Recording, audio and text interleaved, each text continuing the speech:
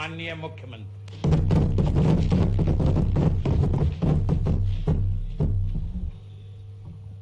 माननीय अध्यक्ष महोदय, मैं सबसे पहले सदन के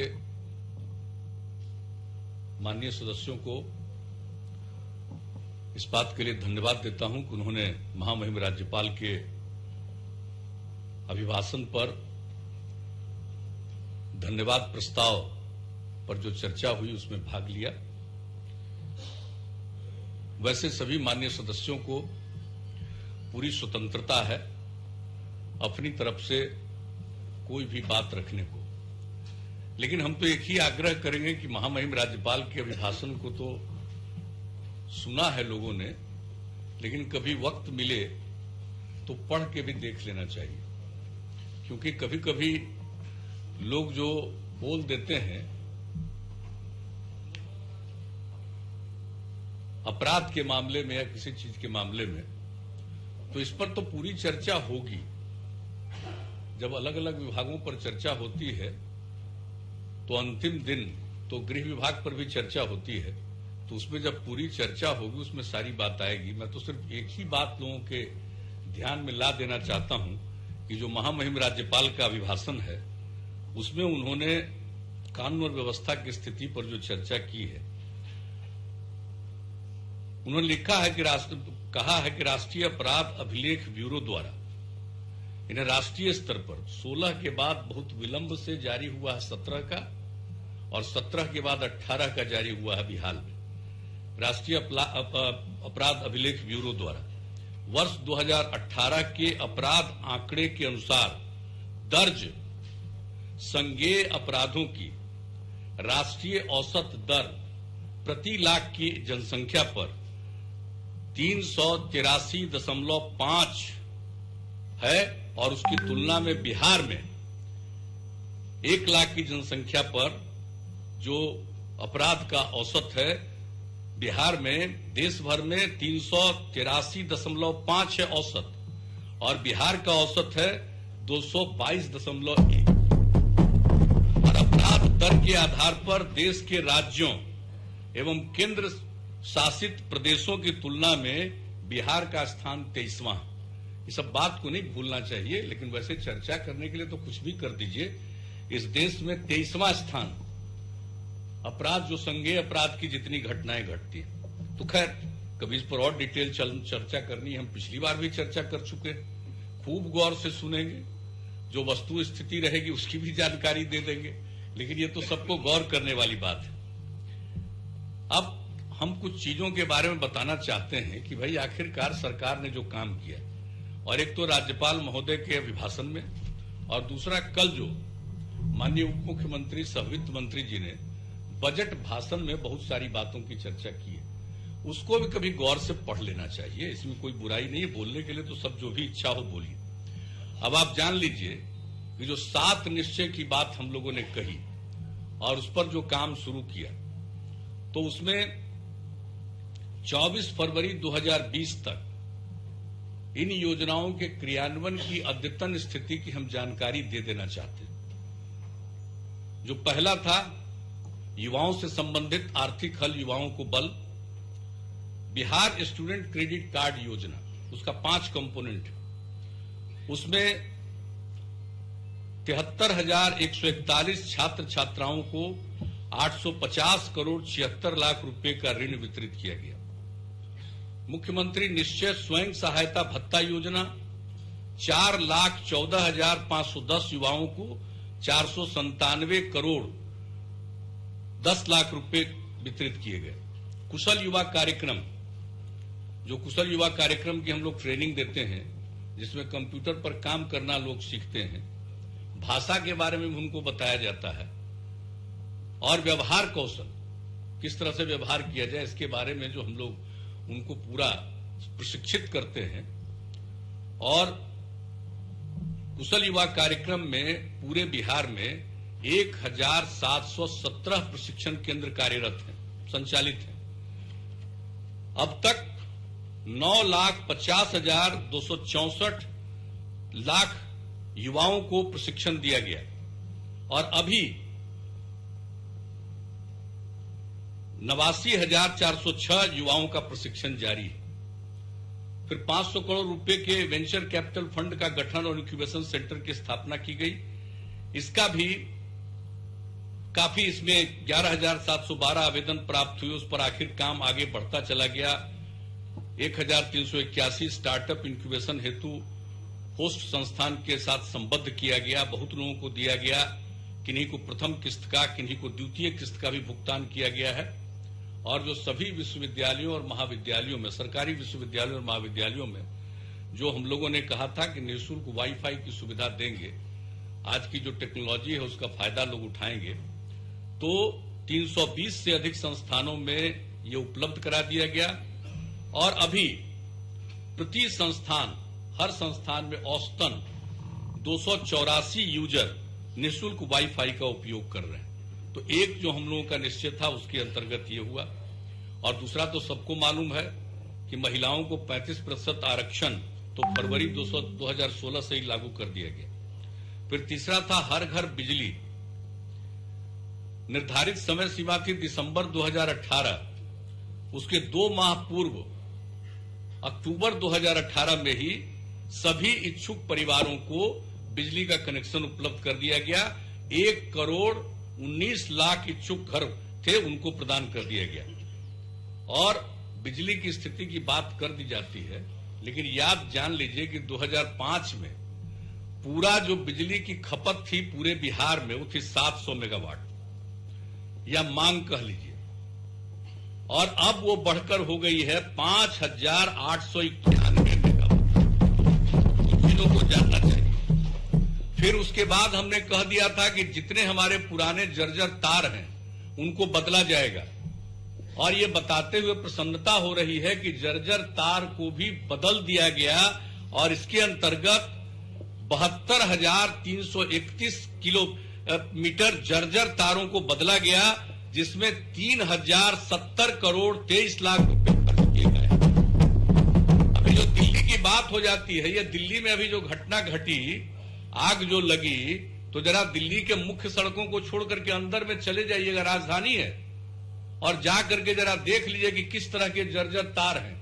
एक साथ 4-5 तार लटका हुआ है और उसी में घटना घटती है। तो ये स्थिति समझ लीजिए। और हम लोगों ने अपने बिहार में, एक पिछड़ा राज्य है, एक गरीब राज्य है, बहुत ज्यादा आबादी वाला राज्य है, और वहां हम लोगों ने सारे जर्जर तार को बदल दिया। और उसके बाद एक संकल्प लिया कि भाई हम लोग कृषि फीडर के माध्यम से जो इच्छुक किसान हैं उनको बिजली की आपूर्ति करेंगे। उस पर भी काम जो पिछले वर्ष का तारीख तय किया गया था कि उस समय तक जिनका आ जाएगा एप्लीकेशन उसको पूरा कर दिया जाएगा, उसके बाद जो होंगे उसको इसके बाद पूरा किया जाएगा। तो जितना लोगों का था उसका लक्ष्य हम लोगों का कि 2020 के मार्च तक पूरा कर दिया जाएगा। और इस कार्य के लिए, जो कृषि फीडर के लिए हम लोगों ने 5,827 करोड़ 23 लाख रुपए की राशि स्वीकृति दी है। और इसके तहत निर्माणाधीन 267 विद्युत उपकेंद्रों में से 202 एवं 1,312 पृथक फीडरों में 1,114 का निर्माण किया जा चुका है। और वर्तमान तक 1,36,500 किसानों को विद्युत संपर्कता प्रदान की गई। यानी पूरा तेजी से वह काम भी हम लोग कर रहे हैं। और कृषि कार्य के लिए हम लोगों ने बिजली का दर घटा करके मात्र 75 पैसा किया। और एक बात मैं कहूंगा, बहुत लोग बोलते हैं मुफ्त में, इससे बढ़ करके कोई दूसरा गलत काम हो ही नहीं सकता। और ये काम पंजाब ने शुरू किया, क्या बुरा हाल अपना पंजाब ने कर लिया। और अगर दिल्ली में किसी को वोट मिल गया कि 200 तक हम दे देंगे इसको और बिजली मुफ्त में, और उसकी क्या स्थिति होने वाली है ये किसी को पता नहीं है। बिजली कभी मुफ्त में नहीं देना चाहिए, कम दर पर देना चाहिए, लेकिन मुफ्त नहीं देना चाहिए। और इतना हम लोग जो पर्यावरण के लिए सारा काम कर रहे हैं, लेकिन मात्र 75 पैसा, आप कल्पना कर लीजिए, मात्र 75 पैसा में दे रहे हैं हम लोग, आपूर्ति कर रहे हैं एक यूनिट का। और अब जब इतना सब कुछ कर दिया है तब हम लोगों का जोर है सौर ऊर्जा पर, और उस पर बहुत तेजी से काम हम लोगों ने प्रारंभ कर दिया है जल जीवन हरियाली अभियान के अंतर्गत। उसका काम शुरू हो गया। अब नल का जल, अब जरा ठीक से सुन लीजिए आप लोग, हर घर नल का जल जो हमारा है, चौथा निश्चय, अब जरा उसकी जानकारी जान लीजिए। ग्रामीण व शहरी वार्डों में निर्माण की स्थिति हम बता देते हैं। पंचायती राज वार्डों में लक्ष्य कितना है? 58,326 वार्ड का लक्ष्य है और काम पूरा हो चुका है 38,410 वार्ड में। कार्य जारी है 19,324 वार्ड में और प्रक्रियाधीन है अब मात्र बचा है 582 वार्ड। और लोक स्वास्थ्य अभियंत्रण विभाग के द्वारा जो गुणवत्ता प्रभावित इलाका है वहां पर उसके माध्यम से कर रहे हैं। और किसी भी पंचायत के कुछ वार्ड गुणवत्ता प्रभावित थे, वहां पूरे पंचायत के लिए हम लोगों ने जिम्मा पीएचईडी को दिया कि आप ही इस काम को करिए। तो अब लोक स्वास्थ्य अभियंत्रण विभाग के पास लक्ष्य दिया गया था, जो ग्रामीण वार्ड है 56,079 और काम पूरा हो चुका है 9,600 वार्ड में। काम जारी है 42,754 वार्ड में और प्रक्रियाधीन है मात्र 3,725 वार्ड। ये रूरल एरिया की बात हो गई। अब अर्बन एरिया की बात सुन लीजिए। नगर विकास एवं आवास विभाग, इसका वार्ड का पूरा लक्ष्य है पूरे बिहार में 3,370। काम पूरा हो चुका है शहरी इलाकों में भी 1,099। काम जारी है 1,832 और प्रक्रियाधीन है मात्र 439। तो कुल मिलाकर के कितने वार्ड में काम करना था? शहर और गांव का मिलाकर के 1,17,775। काम पूरा हो गया है 49,109। काम जारी है 63,920 और प्रक्रियाधीन है 4,746। ये स्थिति है और हम लोगों का लक्ष्य है कि जून तक ये सब काम को पूरा करा देंगे।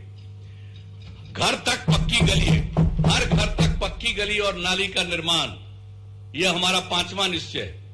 पंचायती राज में लक्ष्य वार्ड का है 1,14,691 और उसमें से 75,701 वार्ड में काम पूरा हो गया।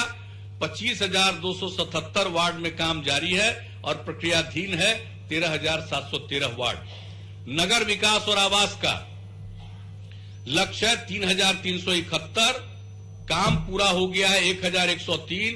काम जारी है 2,238 और प्रक्रियाधीन है 30। अब ये जान लीजिए लक्ष्य, उसको भी इस साल हम लोग दिए हुए हैं टारगेट कि जून तक हम लोग पूरा कर लेंगे। और इसके अलावे टोला संपर्क योजना, ग्रामीण टोला संपर्क योजना, इसमें कुल लक्षित 4,683 टोले थे।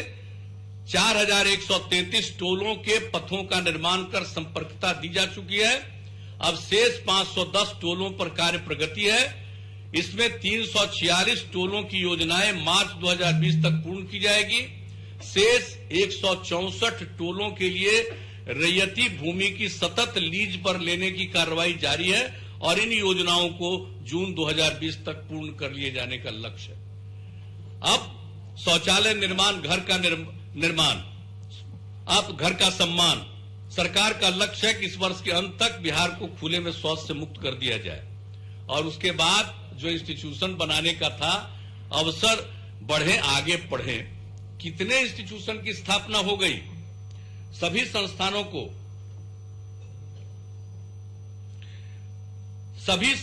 की स्थापना हेतु लगभग सभी जगह चिन्हित कर ली गई है।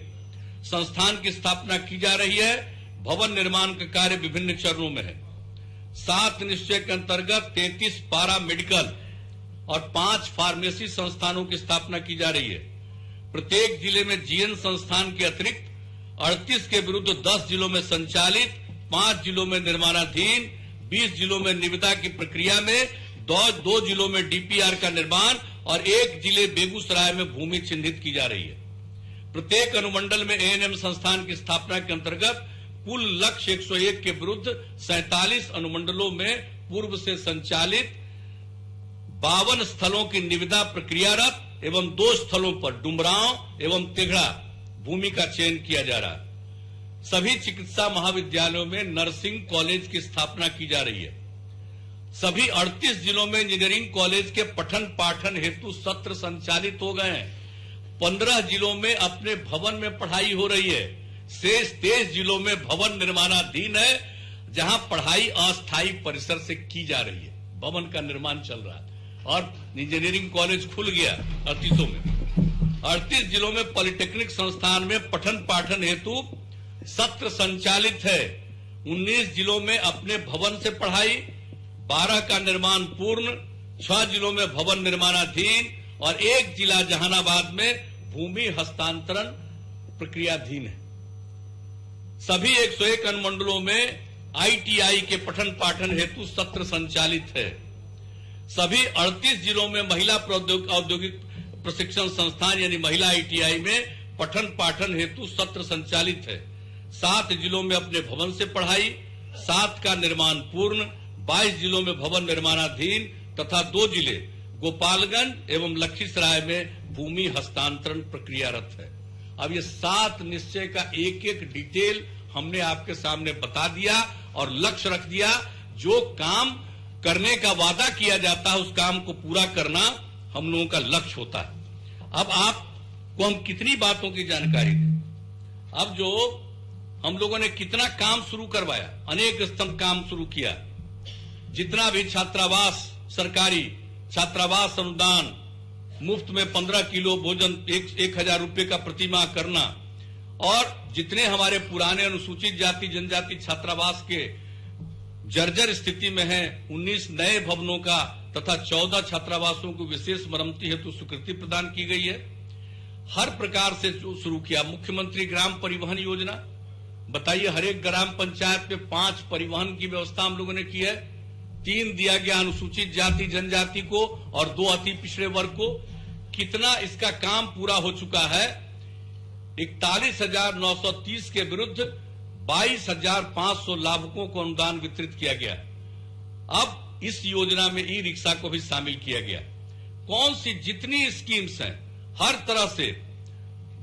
अब जो केंद्र सरकार के द्वारा एक जो संचालित है अन्य पिछड़ा वर्ग प्रवेशिकोत्तर छात्रवृत्ति योजना, जो अनुसूचित जाति के लिए छात्र छात्राओं के लिए है, उसमें है कि जिस परिवार की आमदनी 2.5 लाख रुपए तक है उनको मिलता है और अन्य पिछड़े वर्गों में यह मिलता है उन परिवारों तक जिनकी आमदनी है 1.5 लाख रुपए का। तो उसमें हम लोगों ने तय किया कि अति पिछड़े वर्ग के लिए भी 2.5 लाख की आबादी तक के 2.5 लाख की आमदनी तक वाले परिवार के बच्चे बच्चियों को देंगे और ये हम लोगों ने अपनी तरफ से इसका काम शुरू कर दिया है। इसकी योजना हम लोगों ने कर दिया है। जिस तरह से अनुसूचित जाति जनजाति है उसी के तर्ज पर अति पिछड़ा वर्ग के लिए यानी 1.5 लाख से 2.5 लाख के बीच की आमदनी वाला जो परिवार है उनके बच्चे बच्चियों को ये छात्रवृत्ति अब राज्य सरकार की तरफ से दी जाएगी। यह भी काम हम लोगों ने कर दिया। अब जो कई प्रकार का प्रधानमंत्री आवास योजना में जिसका नाम छूट गया उसको मुख्यमंत्री आवास योजना से हम लोग करने जा रहे हैं। उनको भी 1,20,000 रुपए का, जो 96 तक का पुराना जिसका जर्जर हो गया उसको बिल्डिंग बनाने के लिए हम लोगों ने दिया है। प्रधानमंत्री आवास योजना में अगर नाम है लेकिन उसके पास जमीन नहीं है तो उनको जमीन खरीदने के लिए 60,000 रुपए का प्रावधान कर दिया गया। इसका लाभ ले लीजिए। जरूरत पड़ेगा तो मैं बताना चाहता हूं कि उसको और बढ़ाया जा सकता है और हम लोग चाहते हैं कि सबको मकान बन जाए, सबका आवास बन जाए और बचे हुए लोगों के लिए मुख्यमंत्री आवास योजना के अंतर्गत इस काम को कर रहे हैं। और एक लोग, अरे जमीन कहां से मिलेगा आपको सबको? अरे बैठिए ना, आप माले के हैं, आपका तो कामे है सही बोलते रहने का। माले को कुछ पता है? इनको बैठाइए जरा, हम अभी अब बताते। अब सुनिए जरा, आप ये बैठिए, आपको बताए अभी करिए ना। इन लोगों का काम सब हम लोग कर देते हैं लेकिन रोज कुछ बोलना। आप तो कह लिए, हम तो बैठ जाइए। अरे तो आप सूचना दे दिए ना, बैठ जाइए ना, अब बैठ जाइए। ठीक है। और कुछ बोलना है, फिर बोलना है। अरे एक बात, बैठ जाइए। और एक बात अच्छी तरह समझ लीजिए, मुख्यमंत्री अपने बिहार की स्थिति को सबको समझना चाहिए। ये जो बिहार का क्षेत्रफल है या किसी राज्य का क्षेत्रफल है वो तो नहीं ना बदलेगा। 94,000 स्क्वायर किलोमीटर और आबादी कितनी हो गई है, अब 12 करोड़ के करीब हो गई होगी। जनगणना होगा तब पता चल जाएगा कि क्या स्थिति होगी। जितना इसका बढ़ता है रेट जो रहता है उसके हिसाब से लगभग हो गया होगा। अब आप जरा कल्पना कर लीजिए, आबादी बढ़ती जा रही है, जमीन तो वही सीमित है। आप लोग अगर खाली कहिएगा कि इतना जमीन दो तो कुछ आसमान से आ जाए जमीन, तभी ना दीजिएगा। ये सब सिवाय जिसको कहिए बकवास के, मैं शब्द का प्रयोग करूंगा। अगर बकवास उचित नहीं है तो हम वापिस ले लेंगे, लेकिन है ये बकवास। जब कोई डिमांड करता है कि इसको इतना जमीन दीजिए, अरे जमीन रहेगा तब ना कोई देगा। जमीन है ही नहीं इस बिहार में, तो इसीलिए तो कह रहे हैं हम लोग कि पैसा देंगे को जमीन खरीद ले। आप कहां से जमीन लाइएगा? जमीन के एक्विजिशन का रेट क्या है, और रेट बढ़ता चला जा रहा है। इसलिए आदमी को आप पैसा दीजिए, और घर बनाने के लिए उसको अभी 60,000 दे रहे हैं, और जरूरत पड़ेगा तो हम उसको 1 लाख भी दे देंगे। लेकिन जमीन खरीद लो भाई, जमीन खरीद लो। और आवास के लिए 1,20,000 रुपया दे रहे हैं। आप जा करके लोगों को कहिए, लेकिन आप तो कहिएगा नहीं, आपको तो जुलूस निकालना है, आपको तो जुलूस में सबको लेके आना है। अब चलिए, अब दूसरी चीज हम बता दें, जो योजना हम लोगों ने शुरू की उनको छोड़ दीजिए। मुख्यमंत्री अनुसूचित जाति अनुसूचित जनजाति उद्यमी योजना। अब इसमें क्या हम लोगों ने किया था कि 10 लाख रुपए तक की सहायता देंगे, 5 लाख रुपया ब्याज सहित ऋण और 5 लाख रुपया अनुदान देंगे। ये काम हम लोगों ने शुरू कर दिया था, और उसके बाद अब इसका विस्तार कर दिया गया अति पिछड़ा वर्ग के लिए भी। अति पिछड़े वर्ग के लिए भी इसका विस्तार कर दिया गया, और अब इसका नामकरण हो गया मुख्यमंत्री अनुसूचित जाति अनुसूचित जनजाति एवं अति पिछड़ा वर्ग उद्यमी योजना के रूप में। अब सोच लीजिए, और ये तो 10 लाख तक का मदद की बात हुई, 5 लाख का अनुदान और 5 लाख ब्याज रहित ऋण। और ऋण जो ब्याज रहित है 3 खंड में पैसा उनको मिलता है। 3 खंड में पैसा मिल जाएगा। जब पूरा पैसा मिल जाएगा, काम शुरू कर दिया, तो उसके 1 साल के बाद जो ब्याज रहित ऋण है उसको 84 खंड में किस्तों में लौटाएंगे। वर्षों तक वो अवसर दिया गया। तो जरा जान लीजिए, जो ऋण भी दिया गया है ब्याज रहित, वह भी एक प्रकार की सहायता है। कहीं दूसरी जगह से इस तरह का किसी को ऋण मिल सकता है जो ब्याज रहित हो और इतना समय उसको दिया जाता है? यानी कम से कम समझ लीजिए तुम 10 वर्ष मिनिमम। तो ये मामूली बात नहीं है, और उसका विस्तार अब अति पिछड़ा वर्ग के लिए कर दिया गया। इसलिए हर चीज के मामले में हम लोगों ने ये काम करना शुरू कर दिया है। और कोई भी क्षेत्र में जिस चीज के बारे में हम लोगों ने जो बात किया है न्याय के साथ विकास का, उसको याद रखते हैं। अब सामाजिक विकास के बारे में जरा जान लीजिए।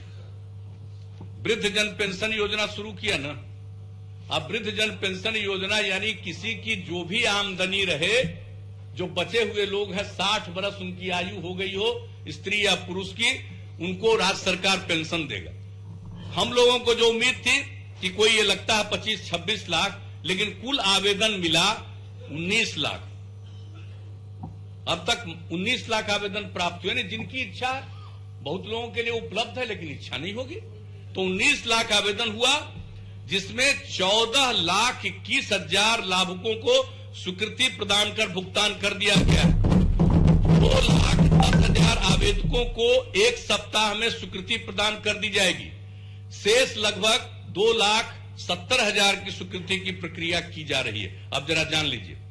और कई जगहों पर यह होता है, जो बायोमेट्रिक्स सत्यापन की बात है, जिसमें उंगली का लोग लेते हैं। अब उसमें बहुत लोगों को है कि उसकी उम्र हो जाने के बाद वो मिल नहीं पाता है, इसलिए उनको ये अवसर नहीं मिलता। इसलिए अब हम लोगों ने निर्णय ले लिया कि उसकी कोई आवश्यकता नहीं। बायोमेट्रिक सत्यापन में कतिपय मामलों में सफल नहीं हो सकने की स्थिति में प्रखंड स्तर पर भौतिक सत्यापन की सुविधा भी दी जाएगी, फिजिकली मौजूद रहेंगे। वही सत्यापन हो गया कि इन्हीं को मिलना है। अब उसकी जरूरत बायोमेट्रिक सत्यापन की आवश्यकता नहीं रहेगी। और स्वीकृति की स्थिति अथवा पुराने पेंशनधारियों के पेंशन भुगतान की सही जानकारी हेतु अब प्रखंड स्तर पर जो लोक सेवा केंद्र है उसमें एक हेल्प डेस्क की व्यवस्था प्रारंभ की जा रही है। किसी को कोई समस्या हो, वो जो लोक सेवा केंद्र है प्रखंड के स्तर पर, वहां पर हेल्प डेस्क होगा। अब किसी को कोई कठिनाई नहीं, जिनको मिल रहा है उसको अगर किसी तरह की दिक्कत होगी वहां पहुंच जाएंगे, कोई दिक्कत नहीं। हर तरह से ये सुविधा हम लोग कर रहे हैं। तो एक एक चीज है। अब स्वास्थ्य के बारे में अब जरा जान लीजिए कि स्वास्थ्य के बारे में कितना काम हुआ है जी। लोग तो ऐसे ही वहां आ रहे हैं चमकी बुखार पर, तो पूरी बात बता देंगे, मेरा फर्ज है।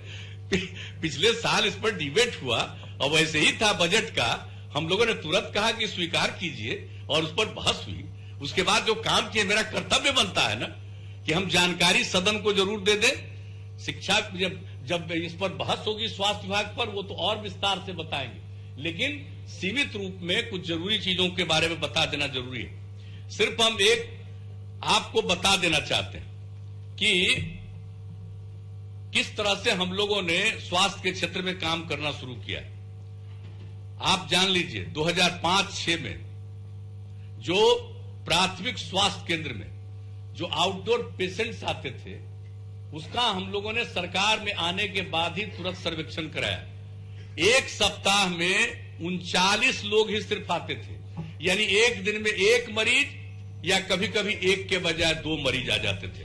और अब प्रति प्राथमिक स्वास्थ्य केंद्र में अब यह संख्या बढ़कर के हो गई है प्रति माह 10,000। जान लीजिए। अब दूसरी बात है, मातृ मृत्यु दर की क्या स्थिति थी। प्रति लाख जनसंख्या पर वर्ष 2005-06 में 371 थी, यानी प्रति लाख जनसंख्या पर कितने मातृ मृत्यु दर होते हैं, तो 2005-06 में 371 और वर्तमान में घटकर अब यह आ गया है 165 पर। 2005-06 में शिशु मृत्यु दर प्रति 1000 जनसंख्या पर जो 61 थी, अब घटकर 35 हो गई है। 2005 में राज्य में कुल प्रजनन दर फर्टिलिटी रेट 4.3 था, जो अब 16-17 में घटकर 3.2 पर पहुंचा है। वर्ष 2006 में औसत आयु लाइफ एक्सपेक्टेंसी 61.6 वर्ष था, अब 14 आते आते 14 के आगे का आंकड़ा अभी नहीं केंद्र से जारी हुआ, 14 तक ही 2014 में यह बढ़कर हो गया है 68.1 वर्ष। अब जो ऐसे पता है, फॉर्मल अभी अनाउंसमेंट नहीं हुआ है, इसकी जो रिपोर्ट आती है ये 70 के ऊपर जा चुका है। अब महिलाओं का उम्र ज्यादा है, पुरुषों का थोड़ा कम है, ये स्थिति है। जरा जान लीजिए औसत आयु के बारे में। अनियमित टीकाकरण जरा जान लीजिए, 2006 तक नियमित टीकाकरण मात्र 18% था और अब बढ़कर हो गया है 86%। और हम लोग का लक्ष्य है कि संपूर्ण टीकाकरण कराएंगे और टीकाकरण के क्षेत्र में बिहार टॉप 5 स्टेट में रहेगा, यह हम लोग का लक्ष्य है और उस पर काम हो रहा है। अब इसके बाद तो बहुत सारी चीजें हैं, कितने प्राथमिक स्वास्थ्य केंद्र बने, जिला अस्पताल, सब कुछ हुआ। अब एक चीज हम कहना चाहते हैं कि अतिरिक्त प्राथमिक स्वास्थ्य केंद्र एवं स्वास्थ्य उपकेंद्रों के निर्माण के लिए ग्रामीण क्षेत्रों में नागरिक भूमि सरकार को दान में दे सकते हैं तथा उक्त स्वास्थ्य संस्थानों का नामकरण उनके परिवार के द्वारा प्रस्तावित नाम पर किया जा सकेगा। वैसे जहां भी जमीन मिलती है बन चुका है। आप समझ लीजिए कुल स्वीकृत 2772 अतिरिक्त प्राथमिक स्वास्थ्य केंद्रों में 1399 कार्यरत है। 153 का निर्माण 2021 तक पूर्ण कर लिया जाएगा तथा शेष को 3 वर्षों में चरणबद्ध तरीकों से निर्माण करते हुए हेल्थ एंड वेलनेस सेंटर के रूप में विकसित किया जाएगा।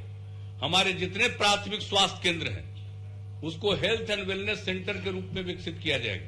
इसमें केंद्र सरकार की तरफ से 7 लाख रुपए की मदद भी मिलेगी और हेल्थ एंड वेलनेस सेंटर में ये सारे अतिरिक्त प्राथमिक स्वास्थ्य केंद्रों को हम लोग कन्वर्ट करेंगे। तो ये हम लोगों का निर्णय है।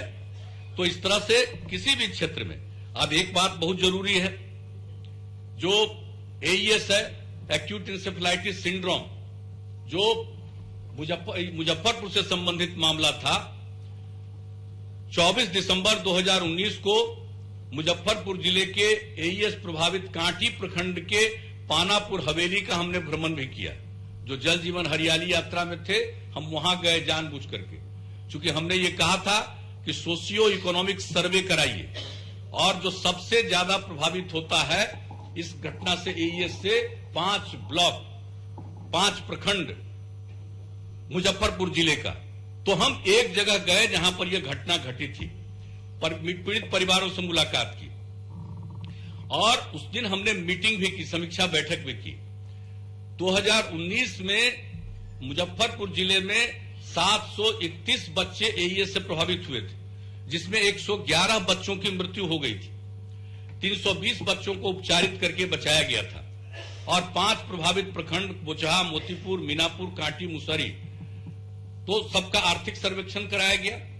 अब जो स्थिति है, जान लीजिए, सोशियो इकोनॉमिक सर्वे कराने के बाद जो सर्वे की रिपोर्ट आई, हमने विभिन्न विभागों को वो जिम्मेवारी सौंपी कि ये काम करना है, उसके सोशियो इकोनॉमिक स्थिति में सुधार आना चाहिए। इसके लिए ग्रामीण विकास को जिम्मा दिया गया कि जीविका द्वारा छूटे हुए सभी योग्य 7082 परिवारों को स्वयं सहायता समूह से जोड़ा गया, यानी उसमें जो परिवार जुड़ा हुआ नहीं था उसको जोड़ने के लिए 7082 परिवारों को सतत जीविकोपार्जन योजना के तहत कुल 2578 परिवारों का चयन किया गया है। मार्च महीने के अंत तक उक्त प्रखंडों के समस्त योग्य परिवारों को रोजगार हेतु सतत जीविकोपार्जन योजना से जोड़ दिया जाएगा। आप जानते हैं, जो उनको मदद की जा रही है 60,000 रुपए से 1 लाख, कोई भी काम अपना करना शुरू कीजिए, और उसके लिए काम हो रहा हर परिवार के लिए 5 प्रखंड में सोशियो इकोनॉमिक सर्वे के बाद जो निर्णय लिया, ऐसे ही खाली नहीं करते हैं, उसका एक एक काम हो रहा, उसकी समीक्षा की, और ये अब पूरा का पूरा होगा। जीविका दीदियां, आशा और एएनएम की मदद से 13,194 स्वयं सहायता समूहों के सदस्यों एवं अन्य परिवारों को एईएस से बचने, खान पान पर ध्यान एवं चमकी बुखार होने पर क्या करें और कहां जाएं, इसकी जानकारी दी जाएगी। कम्युनिटी रेडियो, ग्राम वाणी की मदद से स्वयं सहायता समूहों के सदस्यों को जानकारी प्रदान की जा रही है। अभी तक लक्ष्य 29,598 के विरुद्ध 38,322 लाभार्थियों को आवास की स्वीकृति दे दी गई है। जो आवासहीन जितने हैं सबको आवास समूह को बना देना है, आप ये जान लीजिए। तो इतने को स्वीकृति 29,598 लक्ष्य के विरुद्ध 28,322 लाभार्थियों को आवास की स्वीकृति दे दी गई है, और 20,377 लाभार्थियों को प्रथम किस्त की राशि विमुक्त कर दी गई है। शेष लाभार्थियों को आवास स्वीकृति की कार्रवाई की जा रही है। एईएस प्रभावित प्रखंडों में बेसलाइन सर्वे में शामिल सभी 1,91,732 परिवारों को शौचालय से आच्छादित किया गया है। बेसलाइन से छूटे हुए सभी 37,825 परिवारों को भी शौचालय निर्माण की स्वीकृति दी गई है। इसके अंतर्गत शौचालयों का निर्माण विभिन्न चरणों में है। अब स्वास्थ्य विभाग के लिए क्या किया गया? जो मुजफ्फरपुर आसपास के लोग प्रभावित होते हैं, तो श्री कृष्ण चिकित्सा महाविद्यालय अस्पताल में 62 करोड़ की लागत से 100 सैया वाले शिशु रोग गहन चिकित्सा इकाई मई 2020 तक कार्यशील कर दिया जाएगा। यानी किसी को कोई दिक्कत नहीं, जो बहुत ही सीरियस बीमार है उसको इसमें जो भरा जाएगा। PICU, paediatric intensive care unit, उसके लिए 100 बेड का निर्माण किया जा रहा। हम तो गए थे वहां, देखा है, सारा काम चल रहा। अब एक बात अच्छी तरह जान लीजिए, कार्यशील कर दिया जाएगा, और इसके अलावा दरभंगा, पटना, मुजफ्फरपुर, भागलपुर और आरएमआरआई जो केंद्र की संस्थान है, पटना में विरल रिसर्च एंड डायग्नोस्टिक लैब कार्यशील कर दिया गया। अब ये सब इतने लेबोरेटरी को भी कार्यशील कर दिया गया ताकि सब चीज की जानकारी लोगों का टेस्ट हो जाए। तथा विशेषज्ञ सहायता हेतु national institute of mental health and neuro sciences Bengaluru के साथ तकनीकी सहायतार्थ एमओयू हस्ताक्षरित किया गया। ये जो शराबबंदी लागू किए और उसके बाद जो पीते उते थे उनको दिक्कत हो रहा था, तो उसके लिए जो सब जगह हॉस्पिटल बनवाए थे उसके भी डॉक्टर्स को और सबको ट्रेनिंग करने के लिए हम यही भेजे थे। National institute of mental health and neuro sciences लागू करने के पहले ट्रेनिंग करा करके तब सब 38 जिला में इनको बहाल किए थे। उसी के साथ एग्रीमेंट किया कि किसी भी प्रकार का जो कुछ भी ट्रीटमेंट करना रहता है, व्यवस्था करनी रहती है, कोई टेस्ट करना हो, उसमें हर तरह का इंतजाम हुई हेल्थ डिपार्टमेंट के द्वारा हो रहा है। और जिला प्रशासन की ओर से सभी ग्रामीण हाट, प्राइमरी हेल्थ सेंटर एवं मुख्य चौराहों पर एम्बुलेंस की व्यवस्था की गई है एवं इसका प्रचार प्रसार भी किया गया। अनेक जगह पर एम्बुलेंस रहेंगे ताकि किसी को कोई प्रकार की कठिनाई हो तत्काल वो अस्पताल उचित जगह पर पहुंच सके। और कार्य योजना के अनुसार अर्ली वार्निंग सेंटर स्थापित किया जा रहा, जो एईएस प्रभावित मरीजों को शीघ्र पहचान में मदद करेगा। यह व्यवस्था सभी मरीजों तथा स्वास्थ्य सेवा पहुंचाने एवं रेफरल सेवा में मददगार साबित होगी। और राज्य में जो दूसरा है जेई जापानीज इंसेफेलाइटिस से बचाव हेतु टीकाकरण शुरू किया गया है। बैठिए ना, रविंदर जी। अरे उनको समझ में आए या नहीं हुआ है, आप समझने की कोशिश कीजिए ना, जरा गौर से सुन लीजिए। ये जो गया और कई जगहों पर होता है जापानीज इंसेफेलाइटिस, अरे भाई बोलना हो,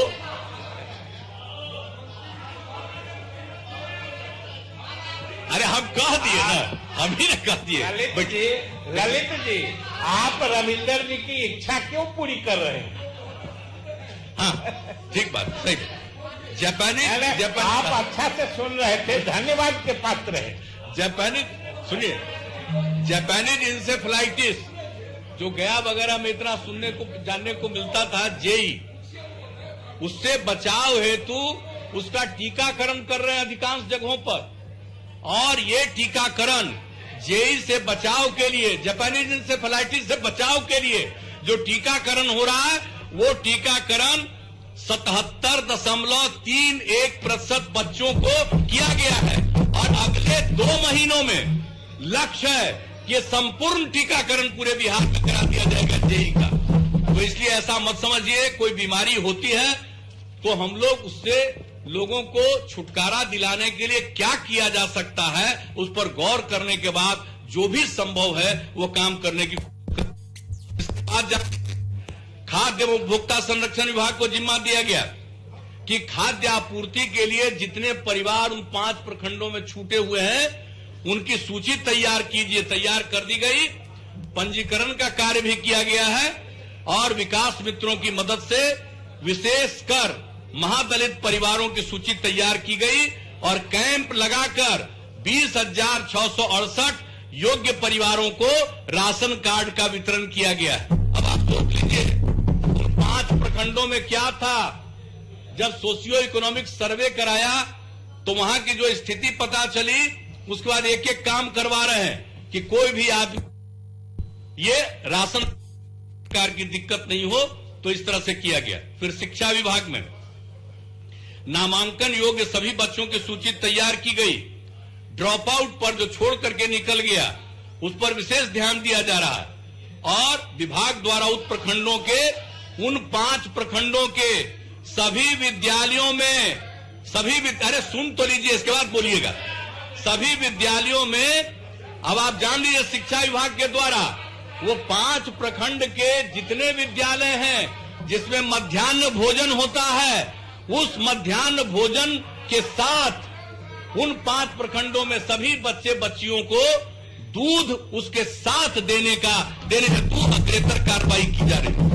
यानी बच्चों को स्वस्थ रखने के लिए जो दिया जाता है मध्याह्न भोजन, उसमें दूध भी उन सब लोगों को उपलब्ध कराएंगे। तो ये जरा जान लीजिए एक एक चीज और फिर समाज कल्याण विभाग के द्वारा एईएस प्रभावित 5 प्रखंडों में कुल 1671 आंगनबाड़ी केंद्र संचालित हैं।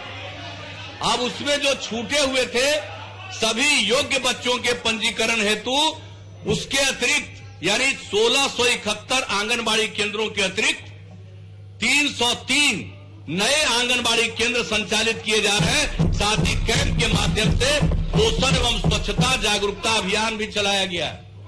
आप ये समझ लीजिए, हर घर नल का जल लोक स्वास्थ्य अभियंत्रण विभाग के द्वारा कुल 261 वार्डों के विरुद्ध 241 में कार्य पूर्ण किया जा चुका है।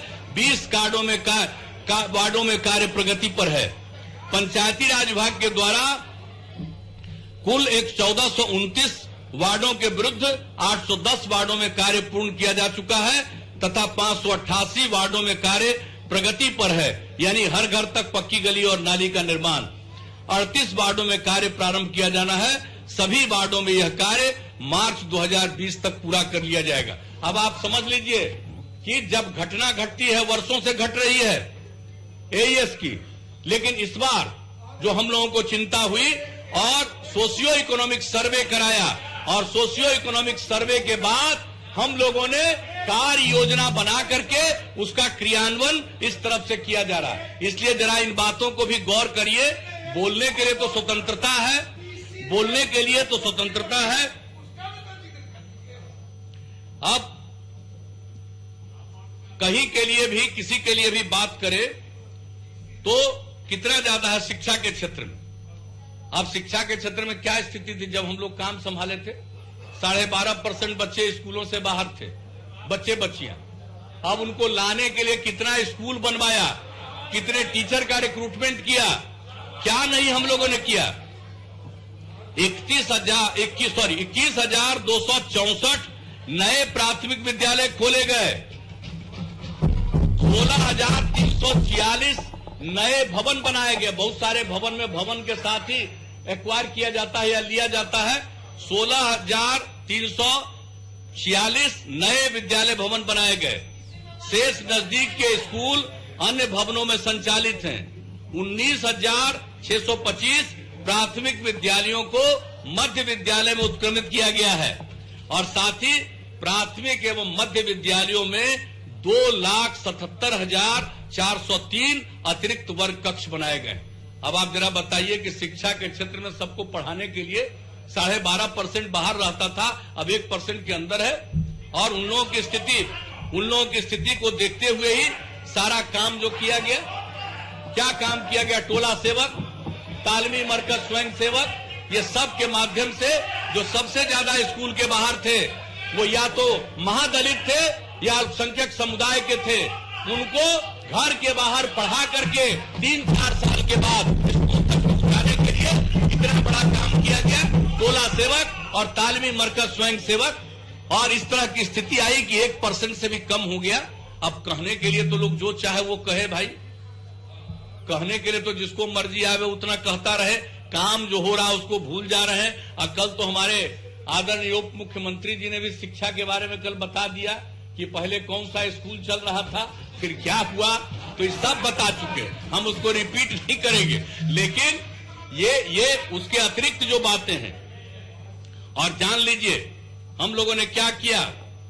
जो फर्टिलिटी रेट है आपको बता दिया 4.3 से 3.2 पर आया है। लेकिन जब हम मानव विकास मिशन हम लोग बनाए और 5 पॉइंट पर लोगों की सहायता करने के लिए, तो उसमें जो हम लोगों ने स्थिति का आकलन किया और उस स्थिति के आकलन के मुताबिक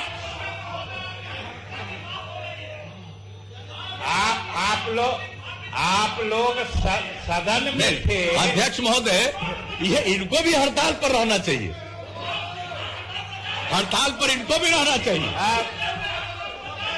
आइए सदन हड़ताल पर अभी जाइए। बोल ही रहे थे, जा रहे हैं तो शांति से जाइए ना।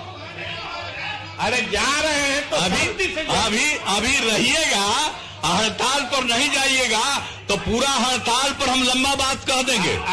हमको नहीं मालूम है कितना मिनट लगेगा, इसलिए अच्छा हड़ताले पर चले जाइए, नहीं तो कितना सुनिएगा मेरा। आप तो जा ही रहे हैं। हम लोगों ने जब इस फर्टिलिटी रेट के बारे में आकलन किया, हम सब जगह बताते रहते हैं, जो उसके बारे में सर्वे कराया गया, साहब ये पता चला कि अगर पति पत्नी में पत्नी मैट्रिक पास है तो देश भर में भी उस तरह के परिवार का प्रजनन दर औसत 2 है, और बिहार में भी अगर पति पत्नी में पत्नी मैट्रिक पास है तो यहां का भी प्रजनन दर 2 है उस परिवार का। और उस तरह से इंटर पास लड़कियों का, पति पत्नी में अगर इंटर पास है पत्नी, तो देश भर का जो सर्वेक्षण के बाद जो रिपोर्ट आई वो आया 1.7, और बिहार में अगर वैसा परिवार पति पत्नी में पत्नी अगर इंटर पास है तो यहां आया प्रजनन दर 1.6, जो मेरे लिए तो यूरेका की स्थिति हो गई। और उसी समय हमने तय किया कि हम अपने यहां के बिहार की हर लड़की को 12वीं कक्षा तक पढ़ाएंगे, और इसके लिए हर पंचायत में उच्च माध्यमिक विद्यालय की स्थापना करेंगे। अभी जान लीजिए 6000 तक का जो भी होना है बहुत हो चुका है। अब जो बचा हुआ है उन सभी पंचायतों में इसी साल, ये है फरवरी, और अप्रैल महीने से वहां उच्च माध्यमिक विद्यालय का काम शुरू होगा, 9वीं की पढ़ाई प्रारंभ हो जाएगी, और उसके लिए सारा काम हो रहा है। 450 करोड़ रुपए का आवंटन किया गया है विभिन्न माध्यमिक विद्यालयों को अपग्रेड करने के लिए, ताकि 2-2 कमरा बन जाए, लड़के और लड़कियों के लिए अलग शौचालय बन जाए, उसके लिए और जो सुविधाएं होती हैं वो सब किया जाए। ये सारा काम हो जाएगा। तो पूरे तौर पर ये सब काम है। और शिक्षा के विकास के लिए आपको मालूम है कि बांका में उन्नयन योजना की शुरुआत की गई, जो गुणवत्तापूर्ण शिक्षा उपलब्ध कराने के उद्देश्य से जो उन्नयन बांका कार्यक्रम था, 9th और 10th क्लास के लिए स्मार्ट वर्क कक्ष स्थापित कर छात्र छात्राओं को पढ़ाया जा रहा था। हम भी देखने गए और हम देखे, हमको बहुत अच्छा लगा। वो तो 2 सब्जेक्ट का कर रहा था, हमने कहा 2 नहीं, पूरे 5 सब्जेक्ट का करो, और पूरे 5 सब्जेक्ट का उसने करना शुरू किया। और उसके बाद कहा कि ये पूरे बिहार के लिए उन्नयन कार्यक्रम शुरू हो गया। अब पूरे बिहार का हम लोगों ने ये उन्नयन कार्यक्रम शुरू करवा दिया, और अब स्मार्ट क्लास की सुविधा उपलब्ध कराई जा रही है 38 जिलों में। 5 सितंबर से, जो आप जानते हैं शिक्षक दिवस, 5 सितंबर 2019 से पूरे बिहार में यह उन्नयन स्कीम हम लोगों ने चालू कर दिया, उन्नयन बिहार स्कीम। और 5 विषयों में अध्यापन का काम इसमें कराया जा रहा। और इसके अलावे अब हमने एक सुझाव और दिया है कि ये जो सबसे खतरनाक और गंदी चीज जो दुनिया में आई है वो है पोर्न साइट। गंदा चीज लोग देख रहा है आजकल, मोबाइल का इतना यूज हो गया है, और इतना घटिया चीज दुनिया भर में चलाता है, जो छोटी बच्चियों के साथ अन्याय हो रहा है। ये इसी तरह का चीज लोग देख लेता है बहुत लोग, और इसके चलते हाँ, तो उसको जाना चाहिए, वो अलग बात है। अरे भाई, यहां का एमएलए तो नहीं ना कोई देखता है। अरे वो तो आप बोलिएगा, अरे बोलिएगा ये, अरे हम तो सलाह दे रहे हैं, हमारा सलाह तो सुनिए। नहीं, हमारा सलाह सुनिए। पोर्न साइट पर उस पर प्रतिबंध लगाने के लिए हम लोगों ने राज्य सरकार से अनुरोध किया। और आप जान लीजिए, ये जो उन्नयन बिहार स्कीम है, जिसमें 5 विषय के लिए हम लोगों ने शुरू किया है, अब उसके साथ साथ हमने एडवाइस किया है हम लोगों को कि बच्चे बच्चियों को इसके बारे में ट्रेनिंग दो, और पोर्न साइट कोई नहीं देखे, उस पर नहीं जाए, इसका भी उसमें अवेयरनेस लाने का प्रयास हम लोग करेंगे। ताकि आज जो कई प्रकार बैन तो लगाने के लिए लिखा है, ये तो सारी बात है, और बैन लगाने की बात हम बराबर कह रहे हैं, एकदम बैंड होना चाहिए। तो इसलिए तो हर प्रकार से हम लोगों ने ये सब काम प्रारंभ करवाया है, प्रारंभ कर रहे हैं। और अल्पसंख्यक कल्याण के लिए आप जानते हैं कि जिस तरह से हर तरह से छात्रावास अनुदान से लेकर के सब तरह से मुख्यमंत्री अल्पसंख्यक रोजगार ऋण योजना पहले 25 करोड़ किए थे, अब बढ़ा करके 100 करोड़ कर दिया। स्वरोजगार हेतु 14,353 अल्पसंख्यक लाभुकों को ऋण का वितरण किया गया है। और इस साल 1,802 लाभुकों के बीच 36 करोड़ 97 लाख रुपए का वितरण किया जा चुका है। और मदरसों में मूलभूत सुविधाएं उपलब्ध कराने हेतु बिहार राज्य मदरसा शिक्षा सुदृढ़ीकरण योजना की शुरुआत की गई है और इसमें काम भी शुरू कर दिया। 16 मदरसों का भी चयन हो गया, कई मदरसों में निर्माण कार्य शुरू हो गया और विभाग के द्वारा, अल्पसंख्यक कल्याण विभाग के द्वारा बिहार राज्य मदरसा शिक्षा बोर्ड के माध्यम से राज्य के 1,700 बस्तानिया 8वीं स्तर के मदरसों में तालीमे नौबालिगान पाठ्यक्रम को क्रियान्वित किया जा रहा। इसके अंतर्गत 4,000 शिक्षकों, 2,000 प्रधान मौलवियों को प्रशिक्षित तथा 200 मास्टर ट्रेनर तैयार किया जाना। इसमें मदरसों में शिक्षा के स्तर में गुणात्मक सुधार होगा और इस योजना पर राज्य सरकार 20 करोड़ रुपया खर्च कर रही है। वक्फ की भूमि पर बहुउद्देशीय भवन का निर्माण करने के लिए बिहार राज्य वक्फ विकास योजना, और अब तक वक्फ का 4 आ गया है, काम शुरू हो रहा। तो इस तरह से अल्पसंख्यक राज्य हर जिले में अल्पसंख्यक आवासीय विद्यालय का निर्माण, उसके लिए जमीन लिया जा रहा है। दरभंगा में तो हम शुरू करा के काम चले आए। और इस प्रकार से कभी एक चीज और जान लीजिए, शिक्षा को बढ़ावा देने के लिए एक स्कीम है pre matric, post matric, matric cum means योजना अंतर्गत, जो केंद्र का अल्पसंख्यक छात्र छात्राओं को, तो केंद्र सरकार की पोस्ट मैट्रिक छात्रवृत्ति योजना अंतर्गत निर्धारित कोटा जो है 37,962, उससे जितने बच जाते हैं उनको राज्य सरकार की तरफ से ये हम लोग निर्धारित कर रहे हैं। तो कौन सा काम नहीं कर रहे हैं। 2019-20 में 25 करोड़ रुपए का बजट का उपबंध किया गया।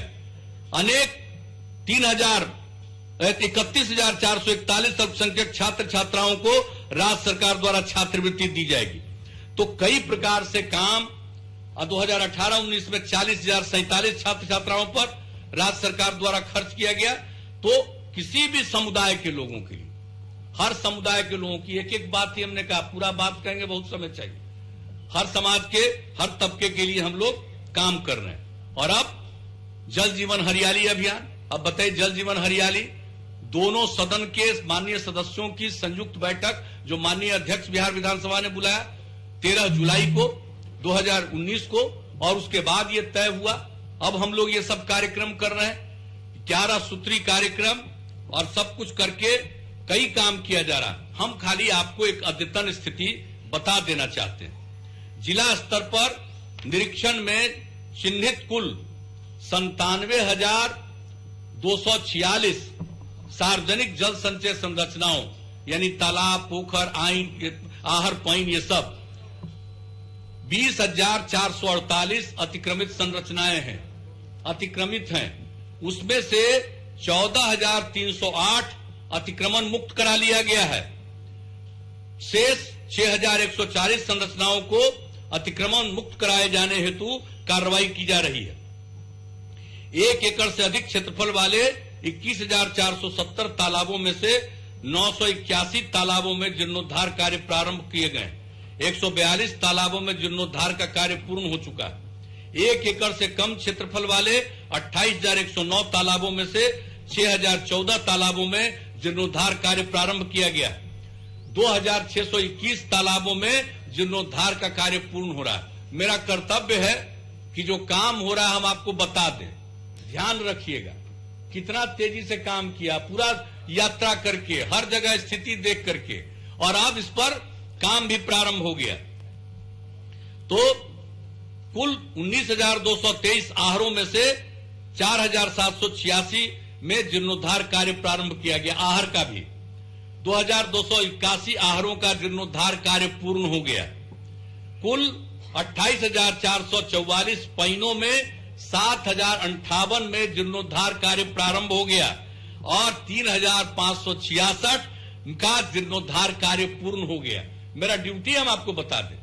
और कोई गरीब गुरबा तबका का व्यक्ति जो हम लोग पोखर, तालाब, ये सब पर अगल बगल में अगर बसा हुआ उसको कुछ नहीं है, उसको जो अतिक्रमण मुक्त कर रहे हैं तो उनको घर बनाने के लिए भी पैसा देंगे और जमीन खरीदने के लिए भी पैसा देंगे, ताकि यह भी हम लोगों ने फैसला किया है। और रूफ टॉप एरिया जो 3000 वर्ग फीट से अधिक छत क्षेत्रफल वाला है, जो रेन वाटर हार्वेस्टिंग की स्कीम है सरकारी भवनों पर, उसका काम बहुत तेजी से शुरू हो गया है। करीब करीब शिक्षा विभाग के द्वारा 4483 के विरुद्ध 2081 भवनों में रेन वाटर हार्वेस्टिंग का काम पूरा कर दिया। स्वास्थ्य विभाग द्वारा 560 के विरुद्ध 131 भवनों में यह काम पूर्ण किया गया। अन्य विभागों के द्वारा 6610 भवनों में छत वर्षा जल संचयन संरचनाओं का निर्माण कार्य पूर्ण कर लिया गया। शेष भवनों में अगले 2 वित्तीय वर्षों में यह कार्य पूरा कर लिया जाएगा। 19-20 में पर्यावरण, वन एवं जलवायु परिवर्तन तथा ग्रामीण विकास विभाग द्वारा 600 से अधिक पौधशालाओं में 5 करोड़ से अधिक पौधों को तैयार किया जा रहा है। पहले पौधा भी बाहर से लाना पड़ता था, अब तय है कि हम लोग बिहार में ही पौधा भी तैयार करेंगे और वृक्षारोपण उसी का करेंगे। तो ये काम 5 करोड़ से अधिक पौधों को तैयार किया जा रहा है।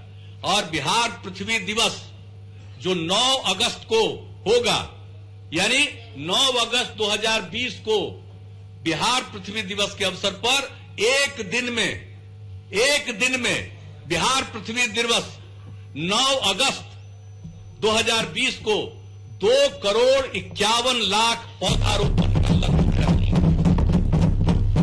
तो सिर्फ ऐसे ही नहीं काम करते हैं भाई, सबका तैयारी करते हैं, आपको बता दिया। और इस अभियान के अंतर्गत आप जान लीजिए, सरकारी और अभियान इसी जल जीवन हरियाली अभियान के अंतर्गत 218 सरकारी कार्यालयों में सौर ऊर्जा संयंत्र की स्थापना प्रारंभ कर दी गई। सौर ऊर्जा को बढ़ावा देना, सौर ऊर्जा ही अक्षय ऊर्जा है, तो इसके लिए काम शुरू कर दिया है। जो 11 कंपोनेंट है उसका 10वां यही है और 11वां अभियान का है निरंतर। और अभियान में तय कर दिया कि अब एक बार ही नहीं मानव श्रृंखला 16 लाख से ज्यादा लोग, बल्कि यह तय कर दिया कि हर महीने के पहले मंगलवार के दिन 1 घंटा तक पर्यावरण पर चर्चा सभी स्कूल, कॉलेज, सारे कार्यालयों में लोग करेंगे और एक विषय पर। और जो नया हो रहा है इस बार सौर ऊर्जा पर चर्चा सब जगह करेंगे। और जो सतत जागरूकता के लिए यही हमने कहा कि और इसके अंतर्गत जो करेंगे मंगलवार को, इस योजना के अंतर्गत जल जीवन हरियाली अभियान से संबंधित बिंदुओं पर परिचर्चा, जितने हमारे कंपोनेंट हैं 10, इस पर चर्चा, यानी जल का, कृषि का, हरियाली का, सौर ऊर्जा का, इससे संबंधित जितने सब कुछ है पर्यावरण से संबंधित, इस पर परिचर्चा होगी, संगोष्ठी करेंगे, निबंध लेखन, लोगों को प्रेरित किया जाएगा कि इस पर कुछ लिखिए। और भाई मुझे तो इतनी खुशी होती है जब हम कभी स्कूल में गए अपने यात्रा के दौरान तब देखा, और अभी हम गए मौलाना आजाद साहब के नाम पर जो उर्दू विश्वविद्यालय है उसका दरभंगा में जो सेंटर है, वहां गए, वहां हमने देखा दर्जनों बच्चे बच्चियों को किस तरह से पर्यावरण के बारे में उन लोगों ने सोचा है और क्या क्या डिमोन्स्ट्रेट किया। इतना सुंदर लगा कि साहब अगर ये बात हुई, नई पीढ़ी के मन में ये बात पर्यावरण का आएगा, तभी जीवन संरक्षित होगा। और इसलिए उसमें जो हमने देखा, इतना सुंदर ढंग से काम किया कि निबंध लेखन, चित्रकला प्रतियोगिता का आयोजन किया जाएगा। सरकारी विद्यालयों के बच्चों को जल स्रोतों के बारे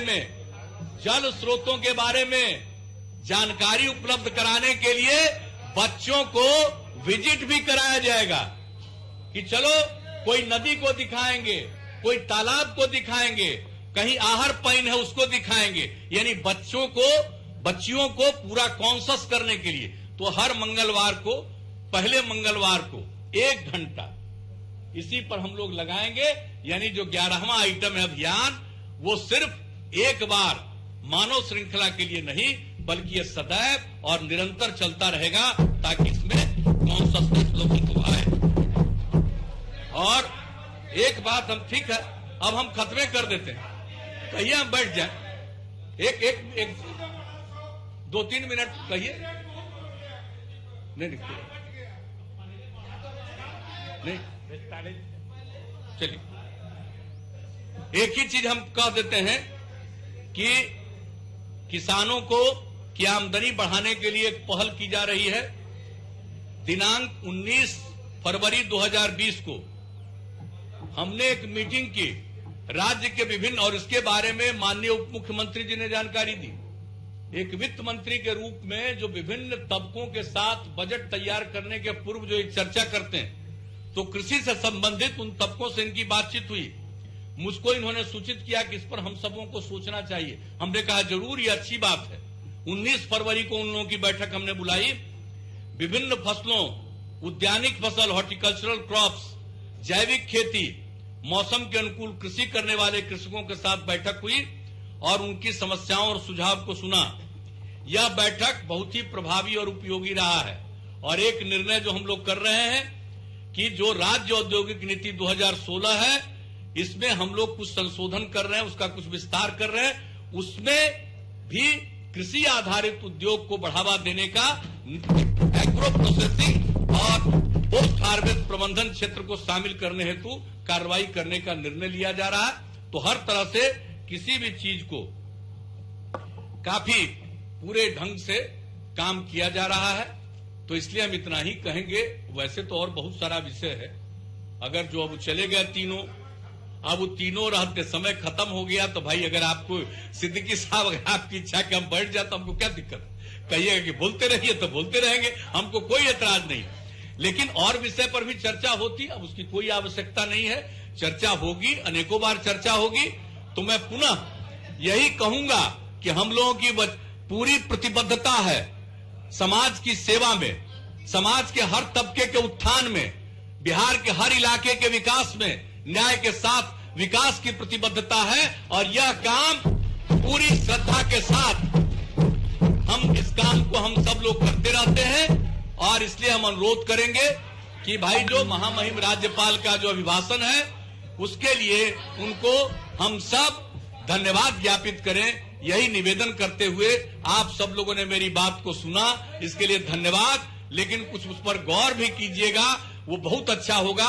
सबके हक में है, सबके हित में है। हमने कोई राजनीतिक रूप से किसी बात को नहीं रखा है। हमने इसको व्यावहारिक तौर पर और समाज के हर तबके के विकास के लिए जो कुछ भी हम लोगों की सरकार के द्वारा किया जा रहा है, उसमें क्या प्रोग्रेस है, उसकी हमने एक हद तक आपको जानकारी दी है। तो इन्हीं शब्दों के साथ पुनः आप सबको धन्यवाद देते हुए हम यही आग्रह करेंगे कि हम सब लोग सर्वसम्मति से महामहिम राज्यपाल को उनके अभिभाषण के लिए धन्यवाद प्रकट करें।